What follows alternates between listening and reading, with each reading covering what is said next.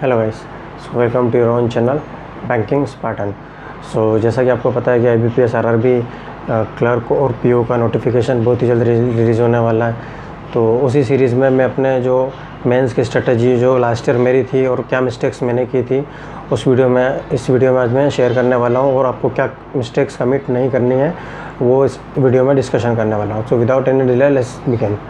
तो सबसे पहले तो अगर आप एक हिंदी स्टूडेंट हैं या फिर आप किसी और अन्य स्टेट से हैं जहाँ पर लैंग्वेज बैरियर है, तो आपको ये ध्यान रखना होगा कि जो हिंदी है वो हिंदी स्टूडेंट्स के लिए इजी पड़ती है, ऐसा सबकी थिंकिंग होती है, बट ऐसा नहीं है ना। सबसे पहले मैं हिंदी स्टूडेंट्स की बात कर लेता हूँ।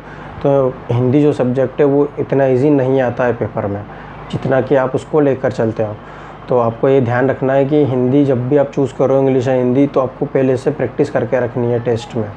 क्योंकि मेरा हिंदी इतना वीक नहीं है, लेकिन बट फिर भी मैंने हिंदी सेकंड टाइम मेंस में मैंने अटेम्प्ट करा था, तो अब भी मेरे ना इतने मार्क्स नहीं आए जितने मेरी एक्सपेक्टेशन थी, तो उस वजह से मैं बाहर हो गया।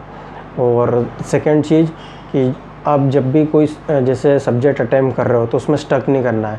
जैसे कि आपने अगर GA अटेम्प्ट करा है तो GA को आपको फटाफट करना है, जो भी क्वेश्चंस आते हैं, और GA में आप एक तुक्का ले सकते हो, है ना। बाकी अदर्स जो सब्जेक्ट हैं उसके अंदर आपको तुक्के नहीं मारना है, एक्यूरेसी लेकर चलना है। GA ऐसा है जहाँ पर आप स्कोरिंग कर भी सकते हो तुक्के से और नहीं भी कर सकते हो, अगर आपको थोड़ा बहुत भी नॉलेज है। तो आपको ये ध्यान रखना है कि आपको एक्यूरेसी लेकर चलना है। सेकेंड चीज़ वो बता चुका हूँ दो। अब थर्ड चीज़ है कि आपका जो स्ट्रॉन्ग सब्जेक्ट है आपको सबसे ज़्यादा फोकस उसी पे करना है। जैसे मेरा रीजनिंग था, बट मैं रीजनिंग में इतने मार्क्स नहीं ला पाया, क्योंकि जस्ट बिकॉज मैंने जो हिंदी लैंग्वेज पहले अटैम्प्ट कर लिया था रीजनिंग अटैम्प्ट करने के पहले, तो मैं उसमें स्टक कर गया था, काफ़ी टाइम मेरा उसमें वेस्ट हो गया था। तो जो हिंदी स्टूडेंट्स हैं मैं उनको यही एक सजेशन देना चाहूँगा कि आप अगर हिंदी अटैम्प्ट कर रहे हैं तो आपको ये माइंड में क्लियर होना चाहिए कि आपकी हिंदी बहुत ज़्यादा स्ट्रॉन्ग होनी चाहिए। अगर आपकी हिंदी स्ट्रॉन्ग नहीं है तो आप हिंदी अटैम्प्ट ना करें, मेरा सजेशन नहीं है। क्योंकि मैंने अटैम्प्ट कर चुका हूँ 2 बार, मैंने देख लिया मेरे मार्क्स नहीं आए, और उस वजह से मेरे जो अदर सब्जेक्ट है उसके भी मार्क्स गिरे थे, है ना।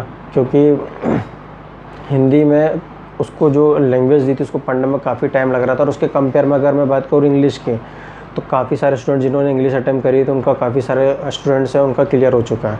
तो ये मेरा पर्सनल एक्सपीरियंस है, मैं आपके साथ शेयर कर रहा हूँ कि आपको हिंदी बड़ी दिमाग लगाकर चूज़ करना, अगर आपको हिंदी आता तो ही।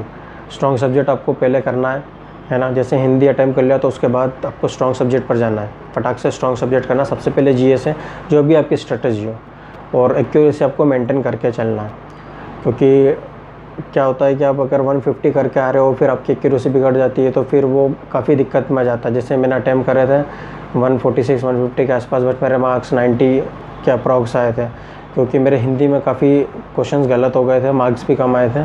और उस वजह से मेरे जो स्ट्रॉन्ग सब्जेक्ट है जैसे रीजनिंग, उसमें मैं ज़्यादा अटैम्प्ट नहीं कर पाया था, 29 नहीं कर पाया था, जबकि वो पेपर काफ़ी इजी था, इजीली अटैम्प्टेड कर सकते थे, उसमें डूएबल था, 39-38 आराम से कर सकते थे। और जिन लोगों ने इंग्लिश अटैम्प्ट करा था उन लोगों ने इजीली अटैम्प्ट करा, उनका क्लियर हुआ है। तो आपको ये सारी चीज़ को माइंड में ध्यान में रखना है। जैसा कि उसका प्रीलिम्स अभी होने वाला अगस्त के आसपास, RRB PO और RRB क्लर्क का, तो आपको अभी से मेंस की और प्रीलिम्स की प्रिपरेशन स्टार्ट कर देनी है। तो ये था एक वीडियो कि आपको क्या मिस्टेक करनी है क्या नहीं करनी है मेंस को लेकर। तो that's all from my side. For more update please do subscribe our channel banking Spartan. Thank you.